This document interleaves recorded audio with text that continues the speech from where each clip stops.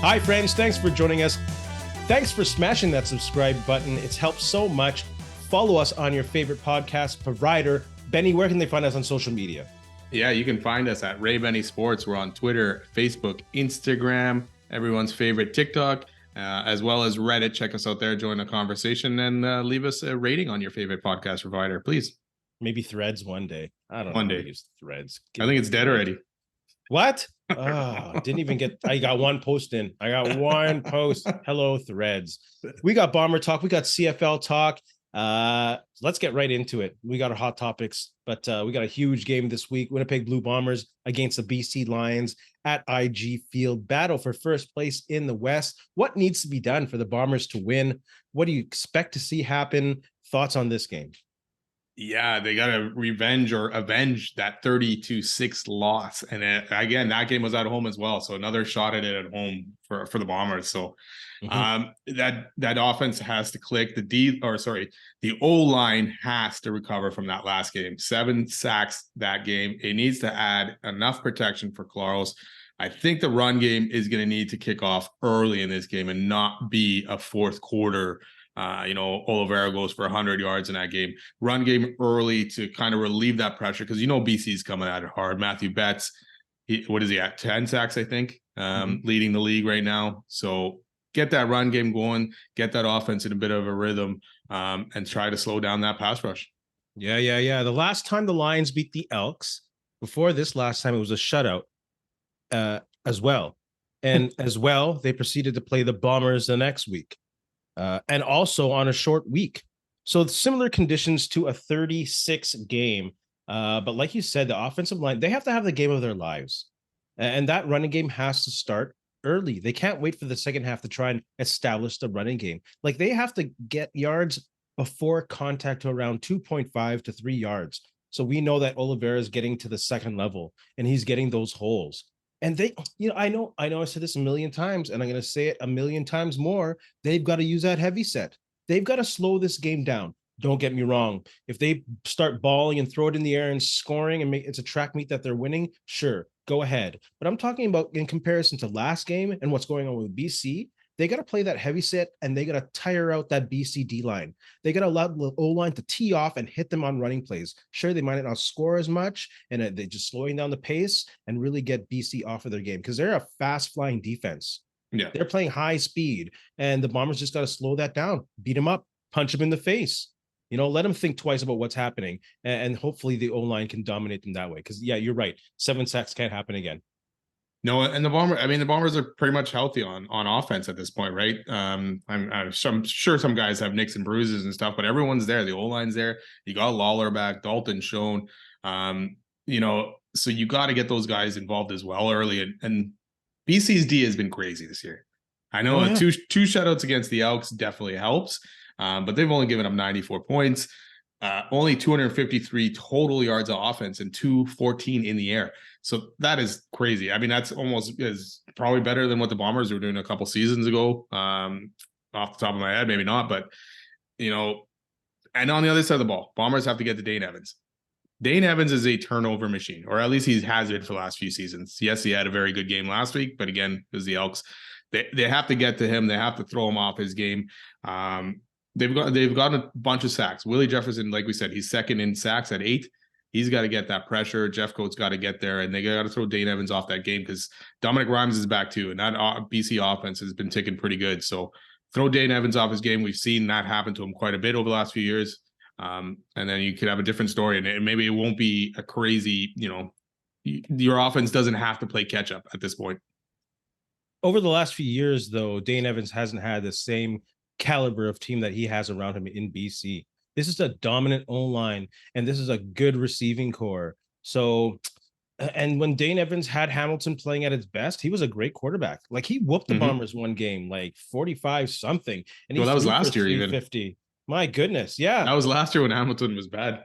So that's the thing. When he has a good offense around, like this is a different team. And I think this is a different Dane Evans. And like they definitely do have to get pressure on him. Don't let him get into rhythm. Because I think he passed for like 77% last week.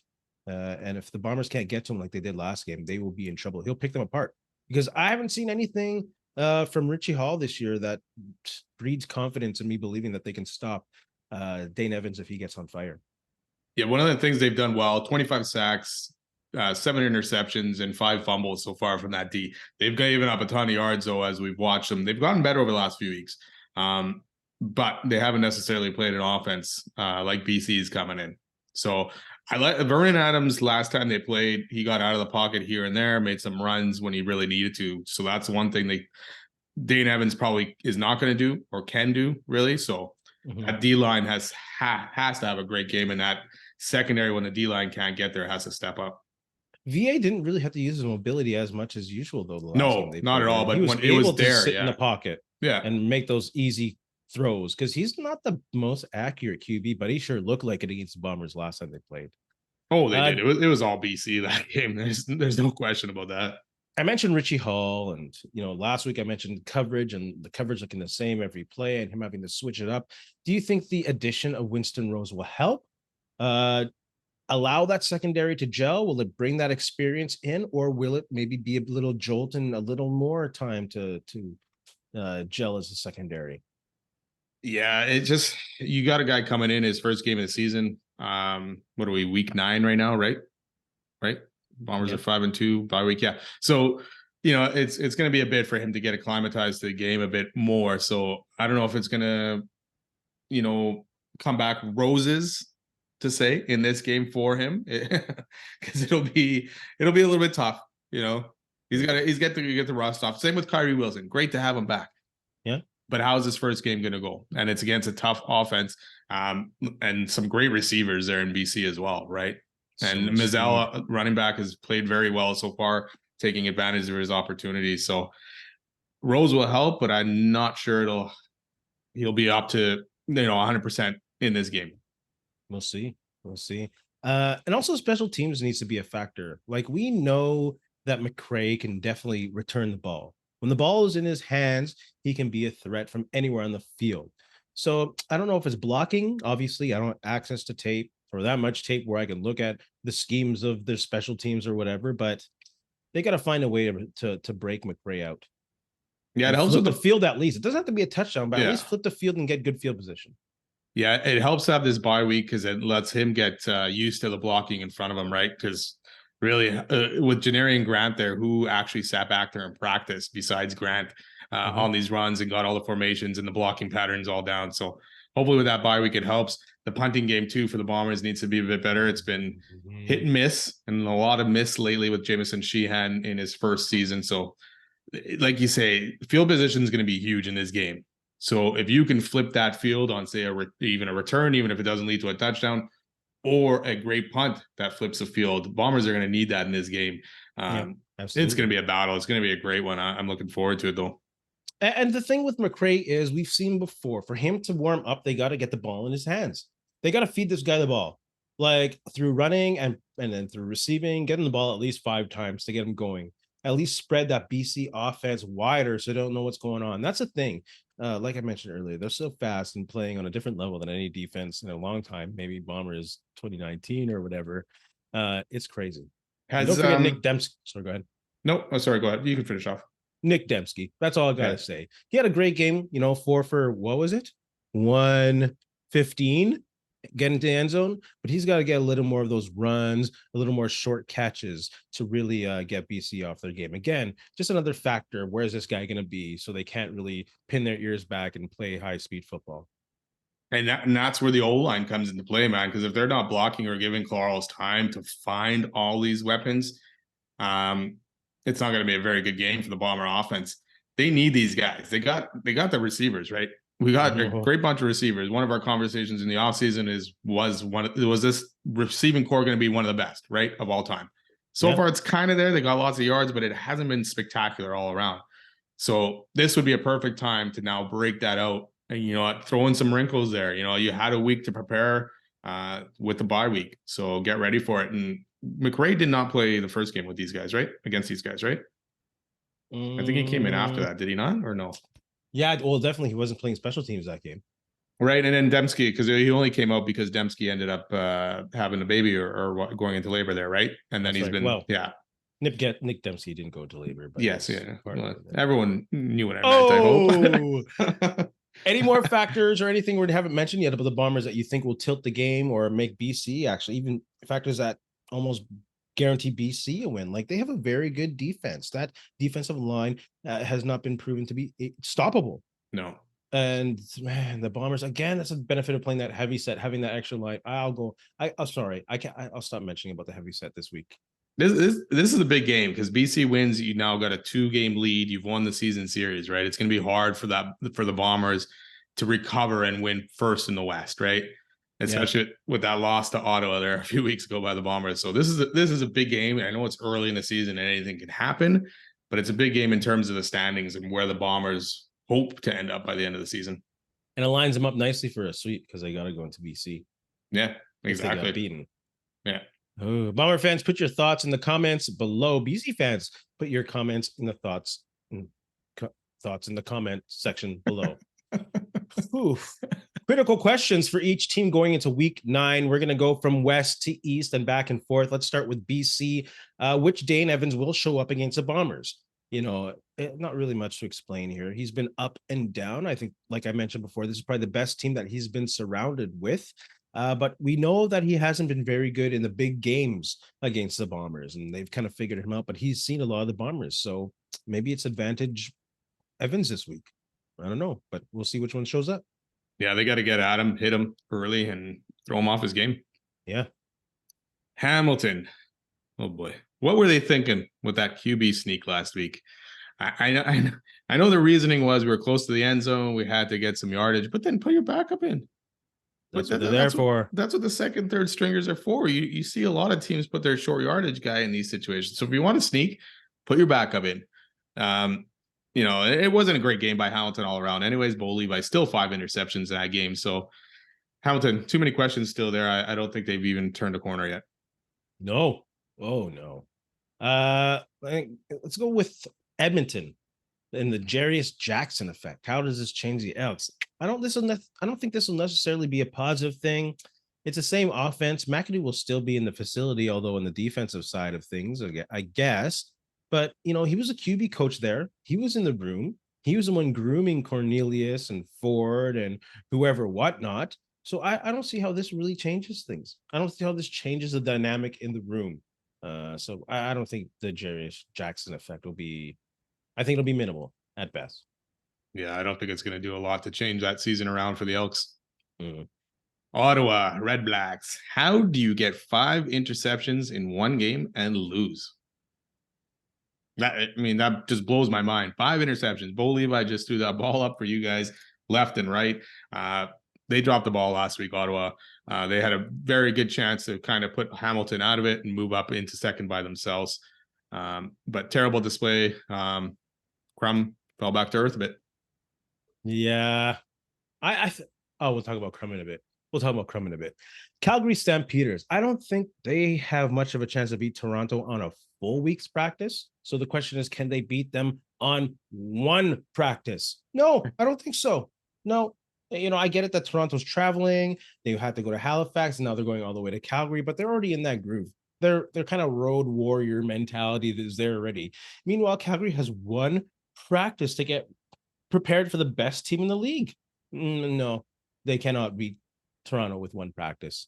Even though AI, practice, talking about practice. Exactly. Not AI. Alan Iverson, we're talking about the practice. Original AI. Exactly. Practice, talking about practice. Are you kidding? So yeah, I don't think so. Speaking of Toronto, how long can they go undefeated? Like you say, they got the Stamps coming up. Redblacks, Stamps, Ticats, Owls twice, Ticats, Winnipeg. They could get up to Winnipeg at least, and probably even at this point beat Winnipeg, but that might be their first real tough matchup. And I know some of them, the Owls played them tough last time and all that, but Toronto has a good chance to run the board a little bit here. And they don't play BC again. No, Labor Day is going to be pretty smooth, you think? Oh, yeah. Another question is, why are they playing the Ticats and the Redblacks 4 times? Like, what the heck is with this schedule? BC, Winnipeg once, and Hamilton and the Redblacks 4 times each. Like, the schedule makers are ridiculous. It's nonsensical. Jeez. It makes no sense, which I guess is nonsensical. Oh my goodness. So you know what? Toronto might be 7-0. That'd be the first time ever in 149 years that they've been 7-0. That's crazy to think that, eh? Like Yeah, in all shout those out. years, you know, and even with the with all the great teams they had, the quarterbacks with Flutie, all that kind of stuff, you know. So Yeah. Yeah. but Didn't what's his name? David Sanchez say like the last great team in Toronto was 91. Like, well, you don't sleep on 97 with Flutie wow, and yeah, Drummond. yeah. You know, double shout out to my cousin Larry, the history guru. You know, he's the one who mentioned a couple of these CFL things to me about Toronto. So shout out to him. Right on. Saskatchewan Roughriders, my turn, right? Yep. Who should be the starting QB? Like, leave Mason Fine in. Give the kid a chance. Let's see what happens. He just played. Who did he play against? Toronto and BC. The Yeah. last two games. Yeah. Just let him. Let's see what happens. Come on, Saskatchewan. Like, if you put what's his Dolagal in, you're just seeing what happens anyways. So at least you know Dolagal's there. Give the guy a chance. He's playing at least not necessarily an easier team, but give him a chance to grow. See what happens. The tools are there, I think. Yeah, for sure. You got to give this guy time, especially in a blowout. Let him go until he's in. Toronto's actually D is not even the greatest out there. Really, they've given up a lot. So True. But we'll see. We'll see. Montreal, can they go on a little run here? They got the Ticats, Saskatchewan, Redblacks, and then they face the Bombers again. So there's 3 very winnable games for Montreal if they can kind of keep Standback getting it going. Keep Fajardo upright. They did a pretty good job against Calgary. They did. They can position themselves well for that second or third spot. It doesn't look like there's going to be a crossover from the West this year. So we'll see. Lots of season left. Yeah, there is. Labor Day hasn't hit yet. That's when things get interesting. It's coming already. You know what I'm saying? Winnipeg Blue Bombers question. Can Buck Pierce figure out the BC Lions?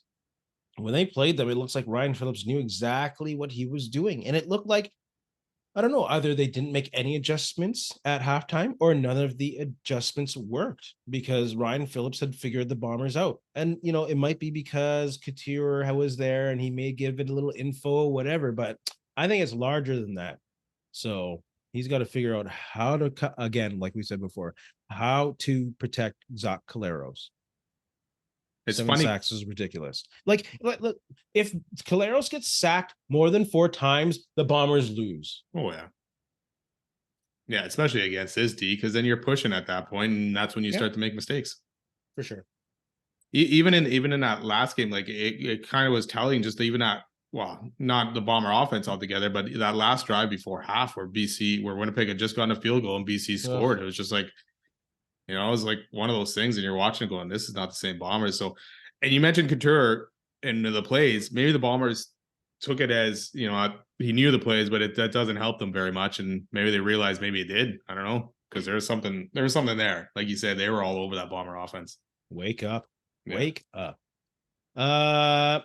Critical questions. Let's hear your thoughts on those fans.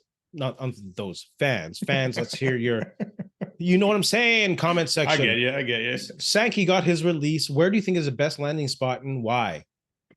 I'm going to go with Saskatchewan. Just because that D is actually not too bad. And I think having a decent D could help propel them into that third spot in the West, because right now it seems, you know, it's going to be a battle with them and the Stampeders. Plus, he knows that D. He's been there before. I think he'd fit right back in seamlessly. Where else has Sankey been in the CFL? A few places, hasn't he? I can't name them off the top of my head. Was he in Calgary? Could have been.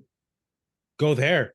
Go to Calgary. They have a decent defense kind of now, but they really need some help against the run.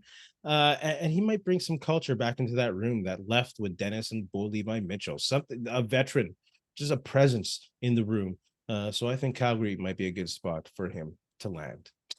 Thoughts on expansion talk post-touchdown Atlantic. Stop with the Halifax talk already. If the government does not support a venue or facility being built, it's not going to happen and it won't be successful long-term. So stop it. Find another Windsor, Ontario, whatever it is, Quebec City, move on. Because Halifax is a great location for touchdown Atlantic. I don't think it's the 10th team. I'm sorry. It's not.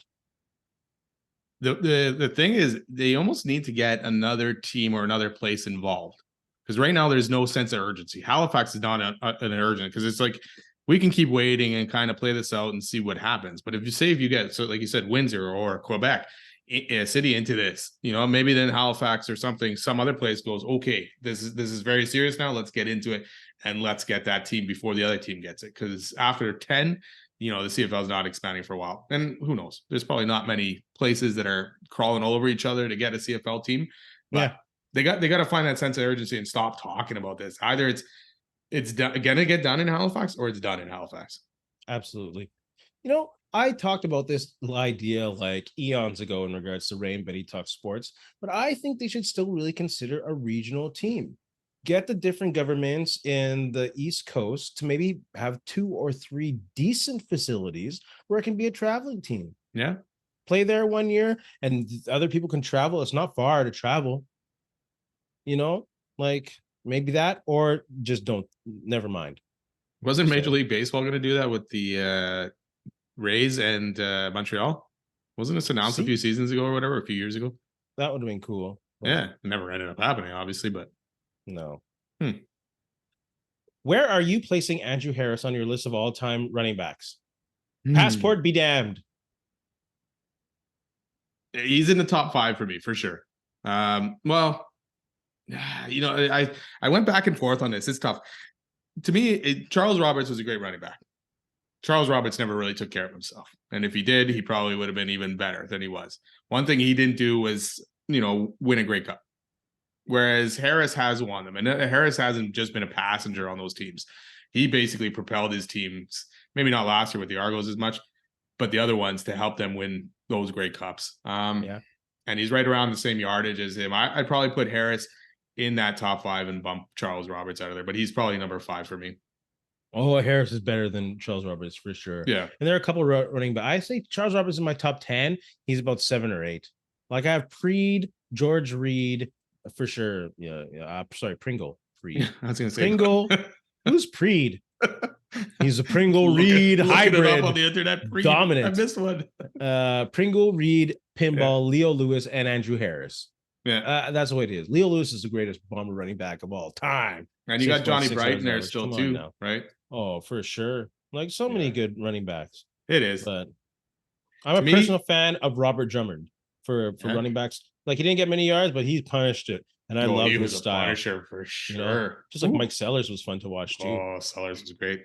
Ooh, bring him back one more time. Jeez. Is the balance of power shifting from west to east? No, not yet. Not yet. It could very well end this season, but I'm still seeing borderline the top 3, top 4 teams in the CFL minus Toronto are in the West. I think it's shifting. Not yet. I think it's shifting. The Elks are terrible. Stamps and Saskatchewan are both kind of floundering. Like Saskatchewan's only wins this year so far. They beat Edmonton twice and barely in both of them, once by 4 and once by 1. And then they beat the Stamps, right? So they just ended up losing to Toronto. And the Stamps have only beaten Saskatchewan and once to the Redblacks and lost them. So it's not there yet completely. Obviously, like you said, we've said it, long season to go. But right now, to me, I would take Ottawa and Montreal to beat Saskatchewan and Calgary. Right now, there's 3 good teams. I fully expect Toronto to be in the Grey Cup at this point and either playing BC or Winnipeg. Like anything else other than that would shock me. But obviously we've seen anything can happen. 2001, don't want to talk about that too much, but I think it's shifting and it's good to see. At least if it was even East and West, I'm happy with that. I was thinking like I was really taking a couple notches off Hamilton because Bo Levi Mitchell's playing, but I never took a couple notches off Saskatchewan because Trevor Harris isn't playing, and he's going to be out a little bit long. Yeah, probably for the whole season, depending. If not, for sure. So we'll see. It's good to see. It's good to see. Yes.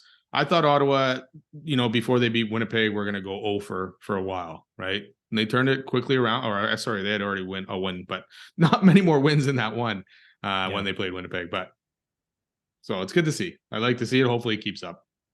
I hope so. Just need more quarterbacks. Yes. Let's get into the quick and dirty predictions for this week. Let's start off with the Thursday night game. BC, Winnipeg will be there. I'll be there. Sorry. Section 112. I don't know. I don't know Yeah, your plans. I unfortunately will not be there. I know you're going to be at that Sea Bears playoff Yes. game, but I won't be there. But I'll be at the Bomber game. You got to split duty sometimes. So I don't know why you gave me that look. I'm going to take Bombers by less than a TD in this matchup. I think they'll be well rested, and they got some tape on Evans. They know some stuff on him, and I think it'll be a grinder though. So I'll take Bombers by less than a touchdown on this one.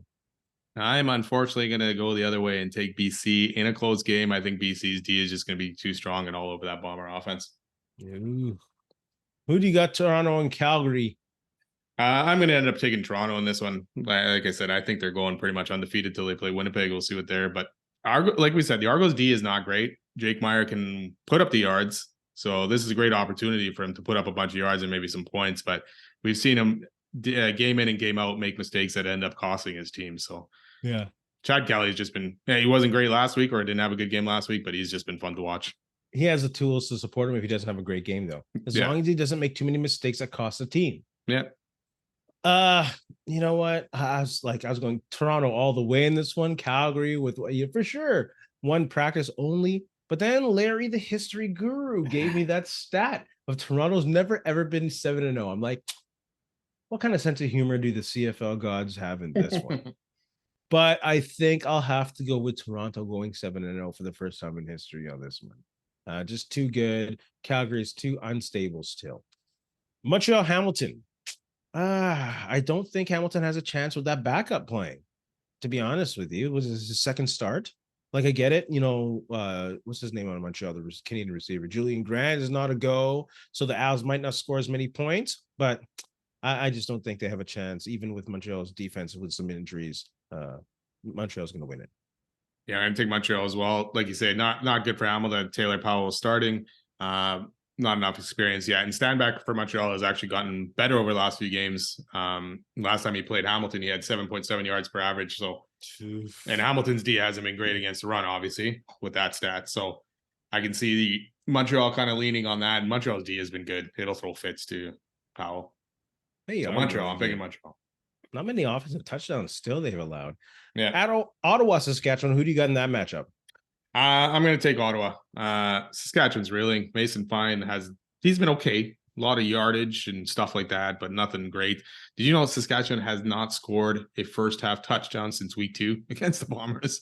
That's how bad that offense has been. So I'm going to take Ottawa in this one. And worse than Sacks in the league? Yes. And Ottawa has a good defense. They have a very good defense. So, no, Mason Fine, I'm sorry. You might lose your job after this one. Yeah, it's not going to be good for Saskatchewan here. And Craig Dickinson's seat's got to be getting hotter. No.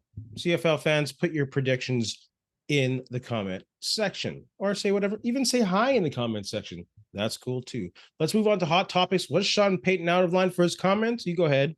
Yeah, he sure was. I mean, the gist of it is that Payton blasted Nathaniel Hackett for the Broncos last year and going 4-11. So I've never seen a coach ever do that and kind of rip him. It almost seemed like Payton was kind of setting it up and setting his season up for failure in case it ended up in failure that he could blame it on last season, and he's cleaning up that mess. So personally, I don't think so. And I don't think that's what the thing was here. I don't think he's starting a scapegoat or anything. I think he's trying to change the culture in the organization that's broken. Was he a bit harsh? Sure. Yes. Maybe he shouldn't have used Hackett's name, whatever, but it's true. The culture needs to change when you're, kowtowing to your quarterback and having his own personal office. The culture is rotten. And of course, it's old school. It's old school. Payton is a Parcells student. This is not a surprise. I don't know what the code is, but I'm fine with it. Feelings might have been hurt, but whatever. Week 5, they play each other week 5, so that'll be interesting. I hope the Jets stomp him, though.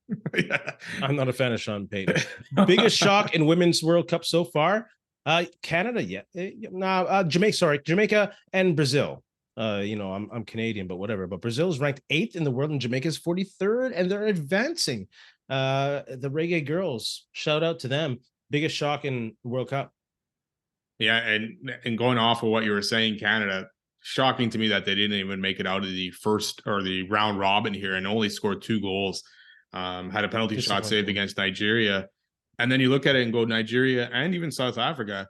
Nigeria is 40th and South Africa is 57. So Canada being out and then those two nations going into the knockout stages is a great feat as well. Are we seeing a changeover in Canada? Yeah, you almost is have this a to. necessary kind of? Yeah, I mean, there's going to be some changes for sure. Because I mean, you look at Sinclair, she was 40.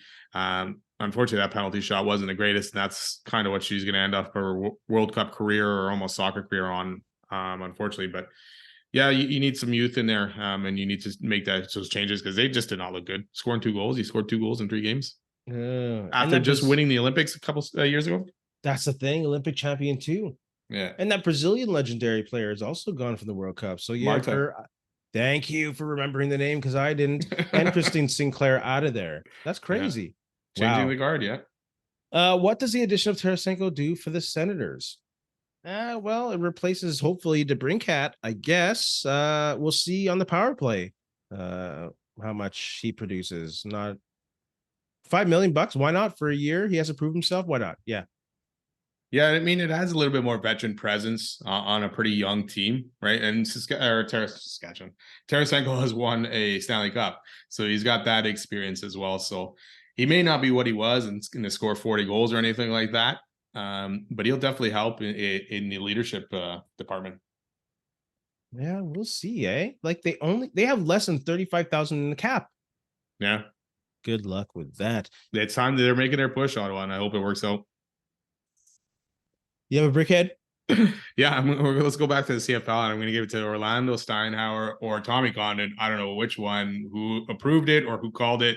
I guess Condon probably called to play the rush by Boley by Mitchell, the QB sneak that ended up getting him hurt and now back on the 6-game injured list. So Brickhead to Condon, who probably called it, and Steinhauer kind of let it go. I don't know, but both of them get my Brickhead. Ridiculous. Like their chances weren't damaged enough. Like... Shout out to Milt. Go ahead. Sorry, it's wide open in that East too, man. Like, I don't know. Whatever. Stupidity. Shout out to Milt Stiegel for making the Manitoba Sports Hall of Fame. It's kind of long overdue, no? Oh, yeah. When I saw it today, I was like, what? Like I get was already in there. Like I get giving precedent to Manitoba born athletes, but what he accomplished was crazy. Yeah. Oh, for sure. Yeah. Benny, you have anything to say to our friends? You know what? Just thanks a lot for listening. Don't forget, subscribe, follow, and have a good week. And in the words of Allen Iverson, practice. No, I won't go there. In the words of Ann Whalen, in the meantime and in between time, that's it. Another edition of Ray and Benny Talk Sports.